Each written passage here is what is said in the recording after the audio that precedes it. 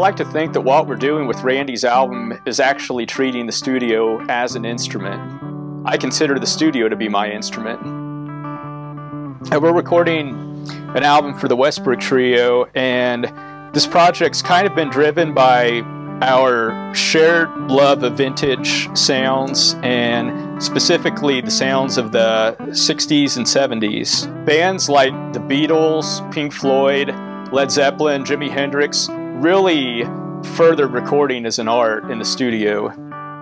I saw a chance to record some of my original music in the EKU studio, and I teach at EKU, and we have these great facilities, and it just seemed like a win-win opportunity.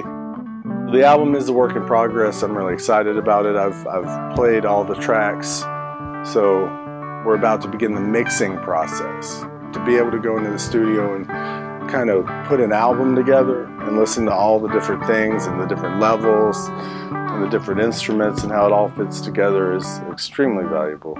Our use of analog recording techniques on this project is primarily to get unique sounds. I've recently been doing some research in analog recording and doing side-by-side analog versus digital. The cool thing about EKU is in our studio, our analog equipment is completely integrated with our digital setup. We're the only recording arts program of our kind in the state of Kentucky, and we're one of the only schools out there that is still teaching analog recording techniques. Computer environments can be very distracting for students, and learning on analog equipment really forces them to focus closely upon developing their ear, their musical intuition when they're doing editing, getting good quality audio.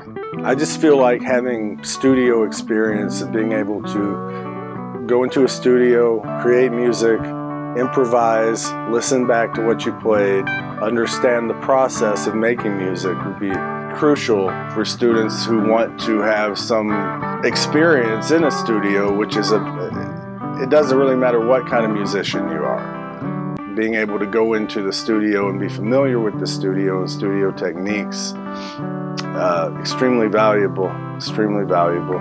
Well, the recording arts degree opens up a lot of possibilities for career paths for our students. There's all kinds of different avenues out there today. There's recording in a traditional studio, but there's also a lot of things people don't necessarily immediately think of.